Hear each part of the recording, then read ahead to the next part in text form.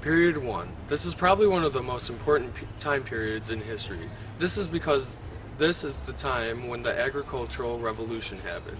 Without that major event in history happening, society as we know it would have not been created, and the world would still be a bunch of hunter-gatherer tribes.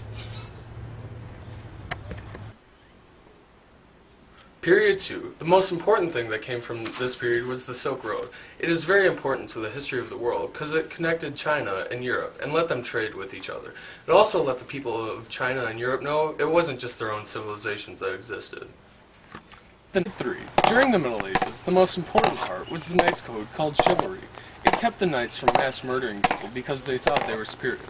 But before the code was finalized, many times knights would mass murder. Some of the knights' rules were to keep faith, never to refuse a challenge from an equal, to fear God and maintain his church, and to refrain from wanton giving of offense. Period 4. Another major idea that came out of history came from this time period. Humanism. It let all the people in the Renaissance question everything. Look at the arts and music more. It also gave people more of a world view. It also made people stray away from the church. Without humanism, there would be no Americas, astronomy, and many modern science practices. Period 5. The revolutions that happened during this time period were very important. Without the American Revolution, France would have never wanted to be free. After a long amount of time, South America would have never revolted from the rule of European powers. With all these revolts, it showed Europe wasn't the main power anymore, but other countries were gaining power.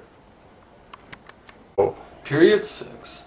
The most important thing that came from Period 6 was World War II. Without it, the UN wouldn't have been created. Also, laws against genocide would have never been created.